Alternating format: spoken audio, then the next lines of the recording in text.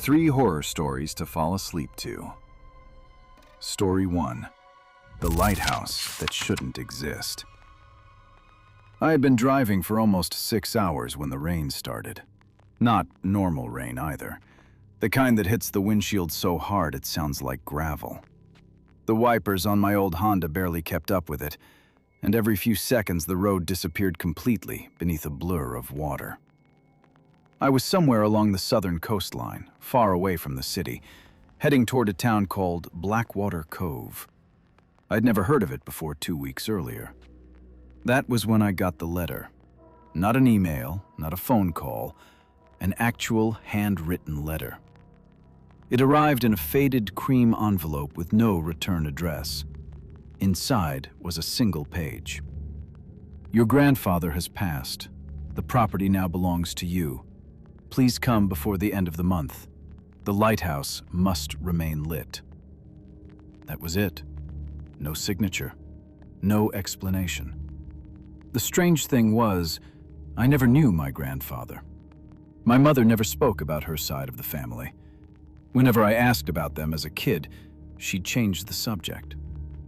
After she died last year, I found nothing in her belongings except an old black-and-white photograph. A tall lighthouse on a cliff. And on the back, written in shaky pen, "Never go back." Naturally, I went back. The GPS lost signal around midnight. The road narrowed into cracked asphalt surrounded by dense pine forest. Every few miles I passed rusted signs nearly swallowed by vines. Blackwater Cove, 11 kilometers. The deeper I drove, the quieter everything became. No radio, no insects, no other cars, just rain. Then I saw the lighthouse. It stood far off on the cliffs overlooking the ocean, a giant black silhouette against the storm. Its light slowly turned through the darkness, watching. For some reason, seeing it made my stomach tighten. The town itself barely looked alive. A handful of houses, one gas station, a diner with boarded windows, and people. A few people standing beneath awnings, watching my car pass. None of them waved. None of them smiled. They just stared. I stopped at the gas station. The attendant was an old woman with pale eyes and deep wrinkles running through her face like cracks in porcelain. When I mentioned the lighthouse, her expression changed immediately. "You shouldn't stay there alone," she whispered. "I'll be fine." "No," she said.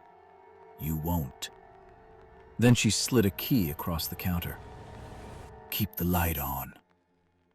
I laughed awkwardly. "Electricity still works up there?"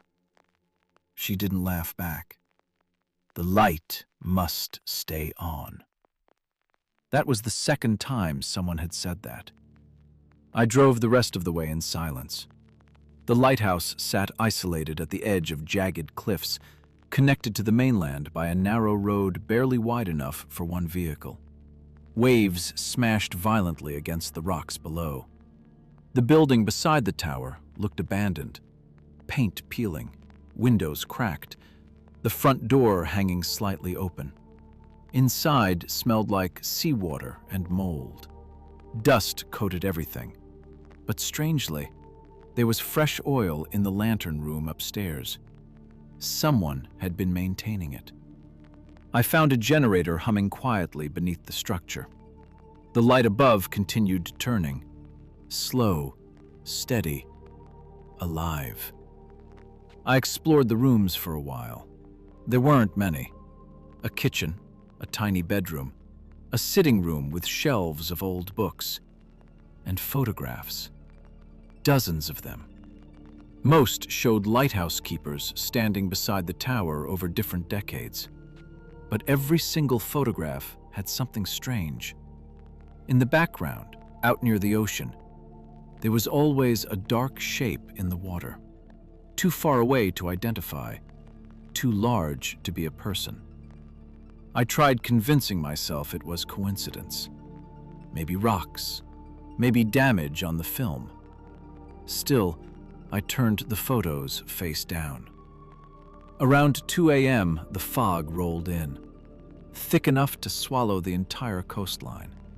I couldn't even see the cliffs anymore, only white. Then came the horn, a deep, distant sound, not from the lighthouse, from somewhere out at sea. It echoed through the fog like a dying animal. I walked upstairs toward the lantern room. The giant beam rotated over the ocean. Each pass revealed nothing. Then, something moved, far below. A shape beneath the water. Massive. For a split second, I saw what looked like a pale arm rising from the waves. Then it vanished. I backed away from the glass. Another horn blast sounded, closer this time. I told myself I was tired, exhausted. My brain was inventing things. So I went downstairs and tried sleeping. But sometime later, I woke to footsteps above me. Slow, heavy, circling the lantern room. I grabbed a flashlight and climbed the spiral staircase. The footsteps stopped instantly. The lantern room was empty, but the door leading outside onto the balcony was open. Wind howled through it. Rain sprayed across the floor. And written in the condensation on the glass was a single sentence. "Don't let it go dark." My chest tightened. I spun around, expecting someone behind me. Nothing. Then the light flickered, once, twice. The generator downstairs sputtered. Outside, the horn blasted again, now impossibly close. I rushed down the stairs toward the generator room. The humming machine coughed violently. Fuel was leaking onto the floor. I scrambled for tools, trying to tighten valves with shaking hands. Then I heard something outside. Wet footsteps. Not on the stairs, on the rocks below. Climbing. I froze. Another step, and another. Slow, deliberate. Something was coming up the cliff. I shut the generator panel and the engines steadied again. The lighthouse beam brightened. Outside, the footsteps stopped. Silence. For nearly a minute, everything was still. Then came scratching at the door. Not knocking, scratching, like fingernails dragging slowly down wood. I backed away. The scratching continued. Then a voice, soft, barely audible beneath the storm. "Please." A woman. "Please, let me in." Every instinct told me not to move. The voice sounded wrong somehow. Not emotional, not desperate. Practiced, like someone pretending to sound human. The scratching became harder. "Please." Then silence again. I waited. Minutes passed. Nothing. Eventually, curiosity dragged me toward the window. I looked outside. There was nobody there. Only wet footprints leading upward. Not away from the lighthouse. Up, onto the walls. Like something had climbed vertically toward the lantern room. I didn't sleep after that. At sunrise, the storm finally eased. The fog remained. I packed my bag immediately. I didn't care about inheritance anymore. I wanted to leave. But when I started my car, the engine died. No matter what I tried, it wouldn't turn over. I walked back toward town instead. The road felt longer in daylight. The fog swallowed everything beyond a few meters. Then I saw someone standing ahead. An old man wearing a raincoat. He carried a lantern even though it was morning. "You're the grandson," he said. I nodded cautiously. He stared toward the lighthouse. "Did you keep it lit?" "Yes." His shoulders relaxed. Then he looked directly at me. "You need to leave before tonight." "What is out there?" I asked. He didn't answer immediately. Instead, he said, "Every lighthouse warns ships away from danger. That one keeps danger away from us." Then he walked off into the fog. I never saw him again. Back in town, nobody would speak to me. The diner was empty, windows shuttered. Even the gas station was closed. It felt like the entire town was hiding. I managed to get my car running around noon. The moment the engine started, relief flooded through me. I sped down the coastal road without looking back. For nearly an hour, everything felt normal again.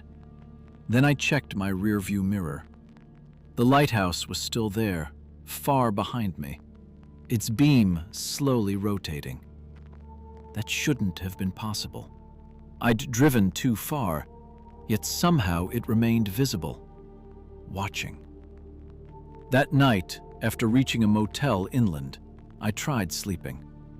Around 3 a.m., I woke to a distant horn, the exact same sound. I sat upright instantly. Outside my motel window was thick fog, and somewhere beyond it, a beam of light slowly turning, searching. I never went back to Blackwater Cove, but sometimes, during heavy storms, I hear the horn again. And once, just once, I woke to wet footprints leading across my apartment floor, straight toward my bedroom, as if something had followed me home. Story 2. The Last Train to Ashcombe. I used to think insomnia was the worst thing that could happen to a person. That was before I started taking the last train home. At the time, I worked late shifts cleaning office buildings in the city. Nothing glamorous. Just empty hallways, flickering fluorescent lights, and the sound of vacuum cleaners echoing through corporate towers long after everyone else had gone home. My shift ended at 1:30 every morning. The only way back to my apartment was the Ashcombe line.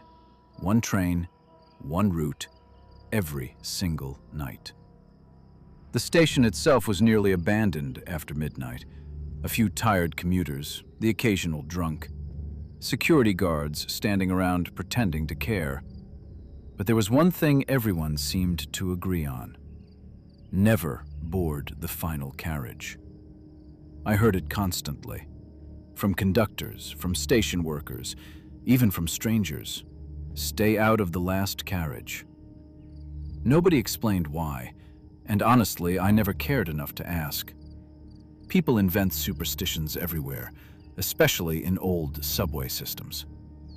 After a few weeks, I stopped noticing the warnings completely, until the night I accidentally boarded it. It happened because I was exhausted, simple as that. I'd worked overtime scrubbing coffee stains out of carpets on the 32nd floor of some finance company. By the time I reached the platform, the train doors were already closing. I sprinted, managed to slip inside at the last second. Only after the train started moving did I realize the carriage was empty. Completely empty. That should have been strange immediately. The other carriages were packed. I could see people standing shoulder to shoulder through the glass door connecting compartments. Yet somehow, this carriage had nobody. I sat near the window and pulled out my headphones. The lights overhead buzzed softly. The train rocked gently through tunnels. Everything felt normal. For about 3 minutes. Then the lights flickered. Once. Twice. The train suddenly slowed. Not uncommon, except we weren't near a station. Outside the windows there was only darkness, concrete tunnel walls rushing past. Then the train stopped completely. The lights went out, pitch black. A mechanical voice crackled overhead. "Please remain seated." Static swallowed the rest. I sighed and checked my phone. No signal. Figures. Then I noticed something. The carriage no longer felt empty. You know that sensation when someone enters a room behind you? That shift in atmosphere? That awareness? I slowly looked up. At the opposite end of the carriage sat a man. I'm certain he hadn't been there before. He wore an old gray suit, completely soaked. Water dripped steadily from his sleeves onto the floor.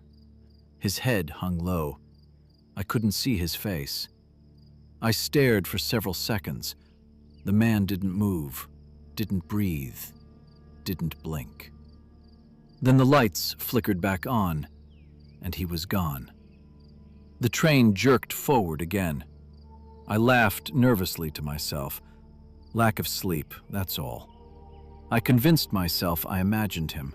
Still, I moved closer to the door leading into the next carriage, just in case. That's when I realized the door wouldn't open. I pulled the handle repeatedly. Nothing. Locked. A chill crept through me. I banged on the glass. People stood only a few meters away in the next carriage, but none of them reacted. They just stared forward silently, like mannequins. The train entered another tunnel.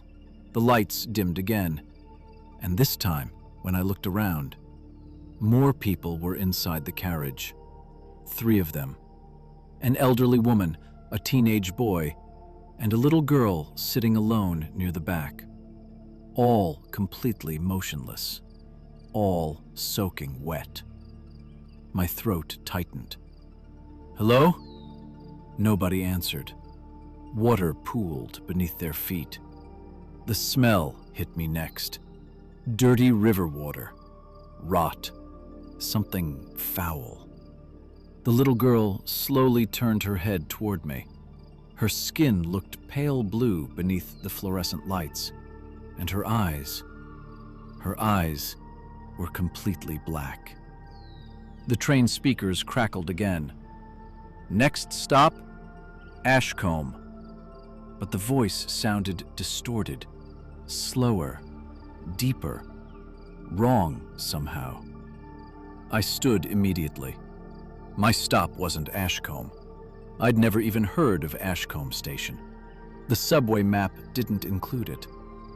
The train began slowing again. Outside the windows, lights appeared. A station platform. Old. Dark. The sign outside read, Ashcombe. The letters looked faded and stained, as if they'd been underwater.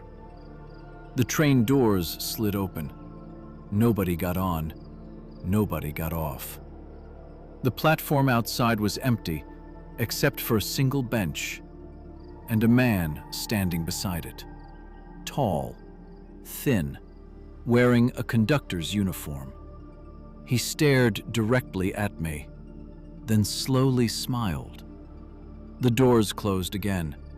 The train continued moving. I grabbed my phone and tried calling someone. No signal, no internet, nothing. The passengers around me hadn't moved at all. Every single one stared downward silently. Then the little girl spoke. "He saw you." Her voice sounded wet, like water in her throat. I stared at her. "What?" She slowly pointed toward the front of the train. "The conductor." The lights flickered. For one split second, every passenger looked directly at me. Then darkness. When the lights returned, the carriage was empty again. I bolted toward the emergency intercom, pressed the button repeatedly. Static answered. Then a voice whispered, "Don't let him check your ticket." The intercom died. At that exact moment, I heard footsteps, slow, measured, coming from the next carriage. A figure appeared through the glass door. The conductor, tall and unnaturally thin. His uniform looked decades old. Dark stains covered the fabric. Water dripped from the brim of his hat, and his smile stretched impossibly wide. He tapped gently on the glass. Tap, tap, tap. Then he raised one hand. Ticket puncher. The door unlocked by itself. I stumbled backward. The conductor stepped inside. Every movement felt wrong, too smooth, too slow. "Ticket, please," he said. His voice echoed strangely, like several people speaking together. I don't have one," I stammered. The smile widened. "That's unfortunate." The lights overhead dimmed red. The train began accelerating, far faster than normal. Outside the windows, the tunnel walls blurred. The conductor took another step closer. Water spread across the floor beneath him. I noticed something floating inside it. Hair. Long strands of dark hair drifting through the water around his shoes. "Where is this train going?" I asked. He tilted his head. "Home."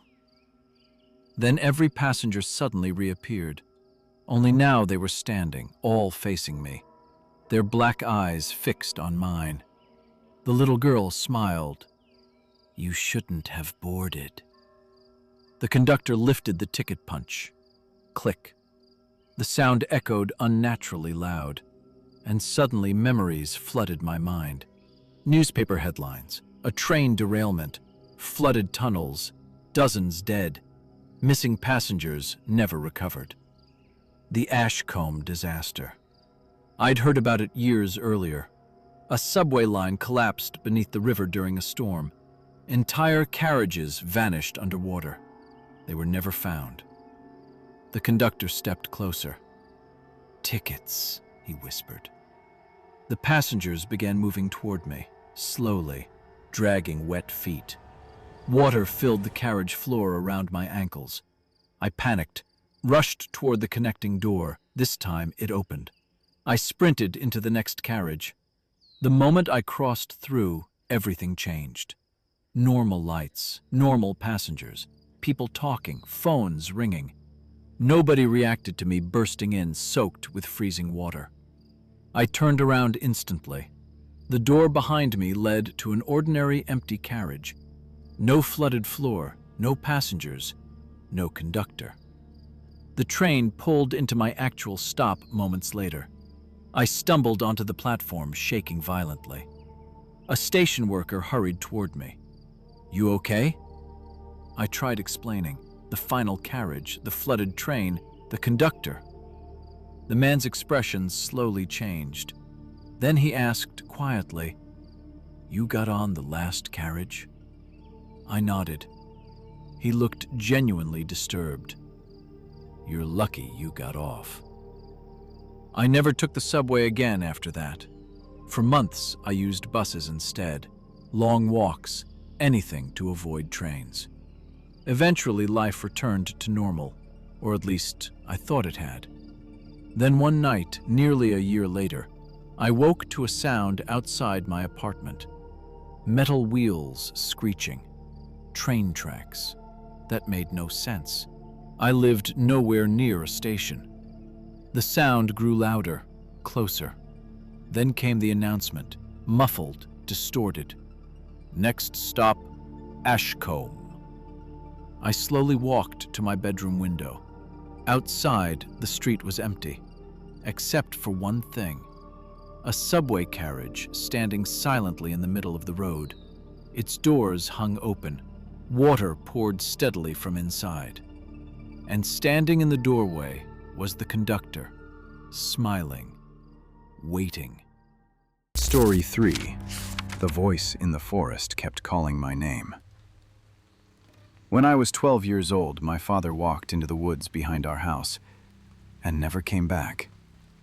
That was the official story, anyway.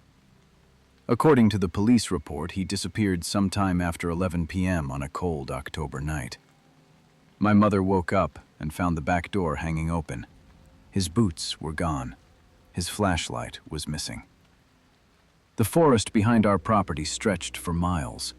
Dense pine trees, rocky hills, swamps deep enough to swallow a person whole. Search teams looked for him for nearly 2 weeks. Dogs tracked his scent to a creek nearly 5 kilometers from our house. Then the trail ended abruptly. No blood, no footprints, no body, nothing.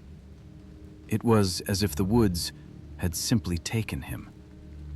I remember standing beside my mother while officers searched the tree line with flashlights at night. I remember hearing people shouting his name into the darkness. And I remember something else, too. Something I never told anyone. The night my father disappeared, I heard him calling to me from outside my bedroom window.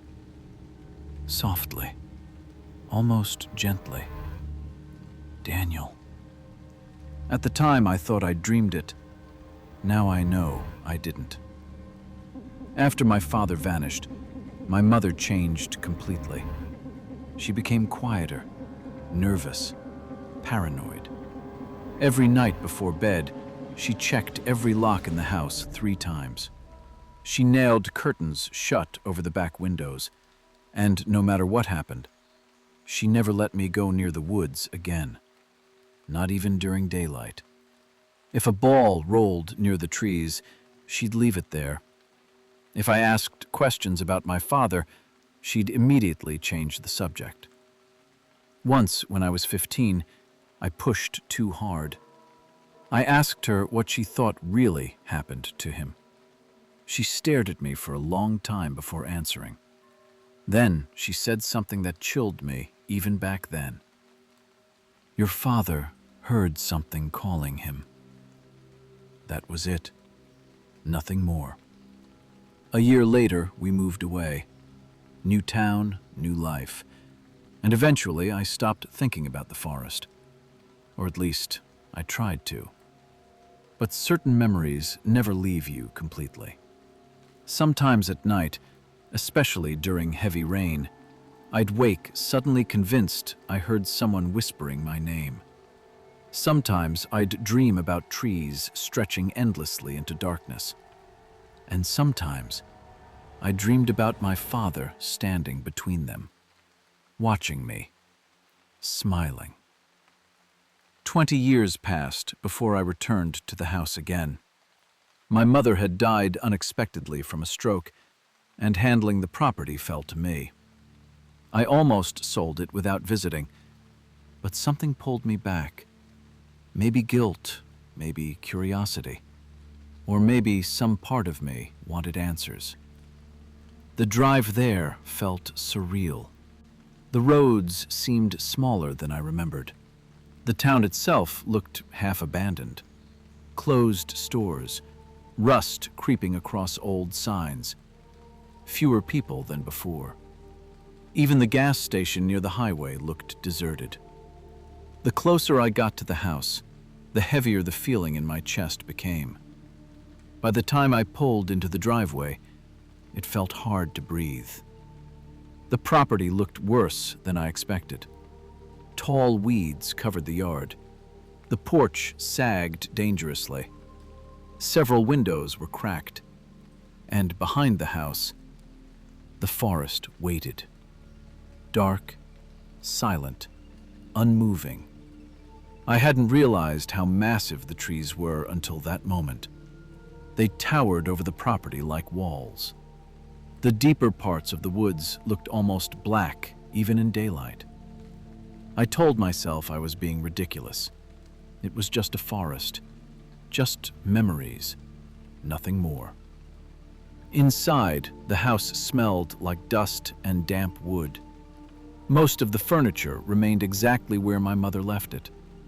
Old photographs sat on shelves untouched. Books covered in dust lined the walls.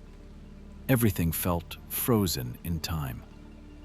I spent the afternoon cleaning and sorting through boxes. For a while, the work distracted me.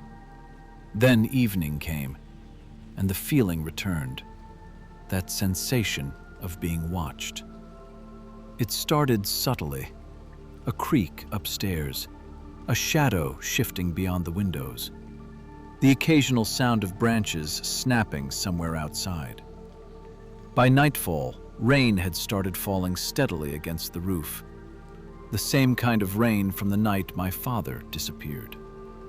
I sat alone in the kitchen, drinking stale coffee, while wind rattled the windows.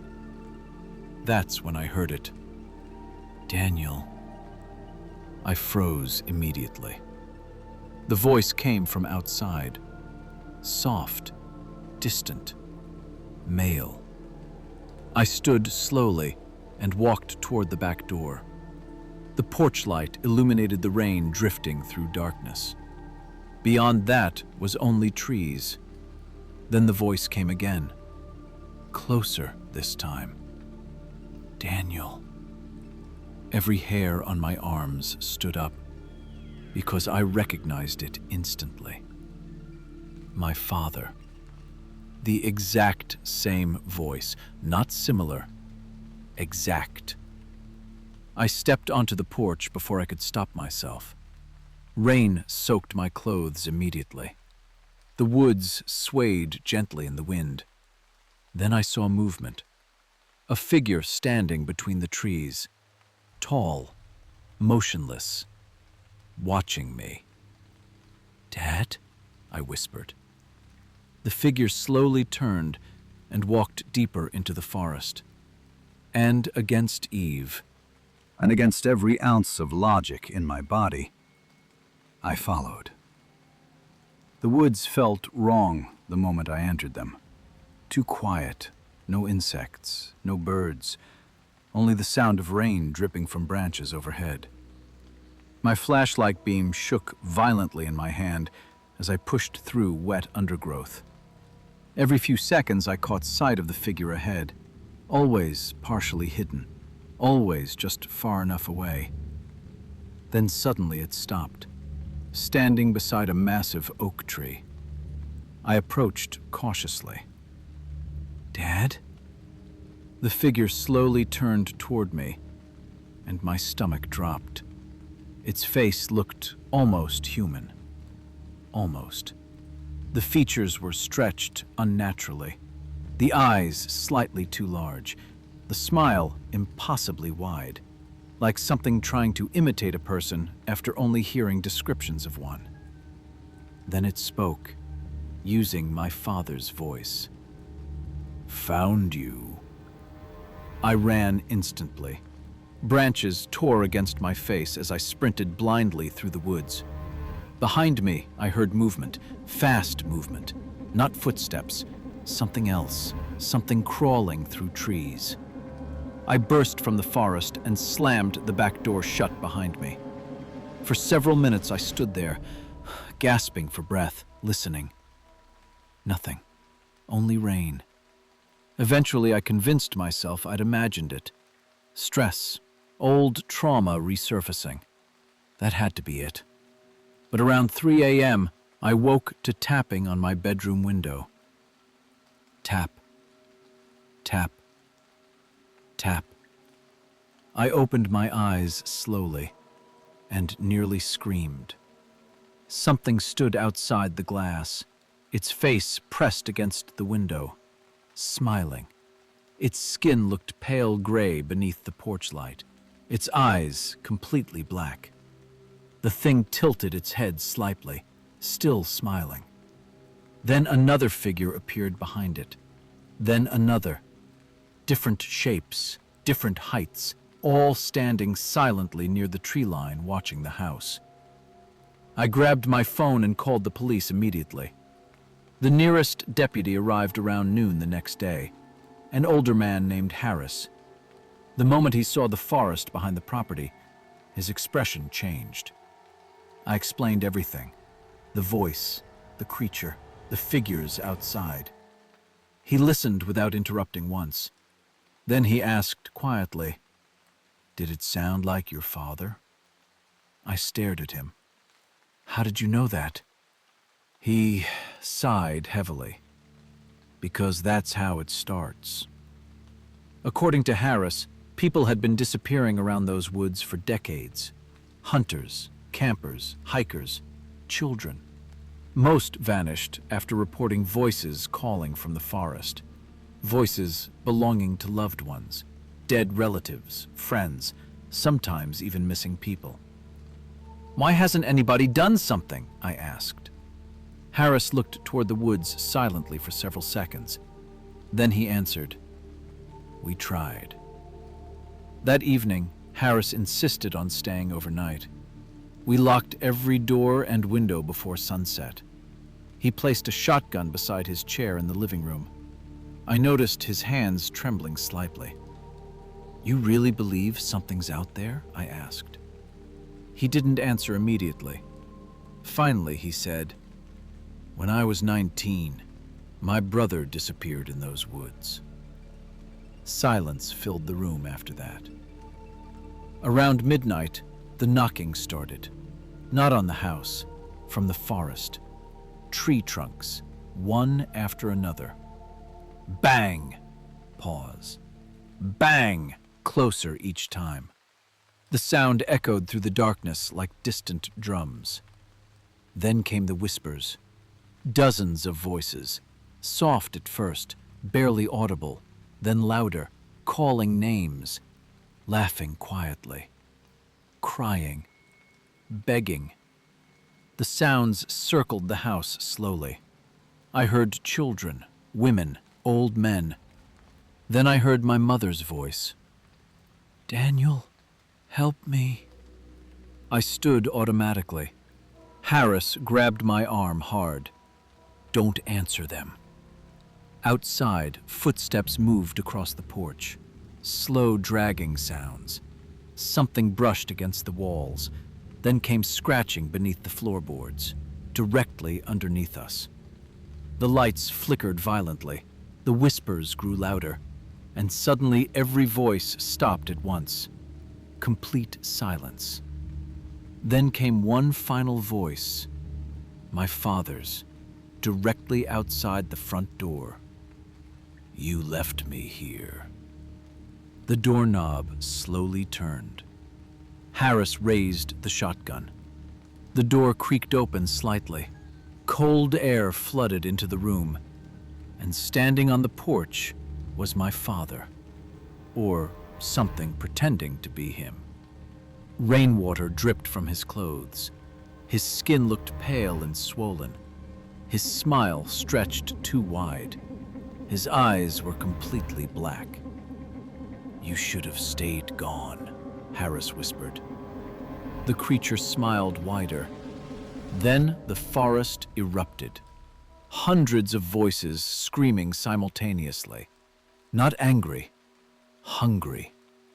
The thing lunged forward. Harris fired instantly. The blast deafened me. The creature flew backward off the porch, and for one brief moment, everything went silent again. Then movement exploded throughout the woods. Figures rushed between trees in every direction. Dozens of them, maybe hundreds, all moving toward the house. "Run!" Harris shouted. We bolted through the back door and sprinted toward his truck. The sounds behind us were unbearable. Footsteps. Screaming. Branches snapping. Voices yelling our names from every direction. I looked back once. I wish I hadn't. Pale faces filled the darkness between the trees. Too many to count. Some human, some not. All smiling. We barely escaped before sunrise. Neither of us spoke much during the drive into town. At one point, Harris finally broke the silence. "They mimic people," he said quietly. "What are they?" He stared ahead at the road. "I don't think they're anything we'd understand." A month later, Harris disappeared.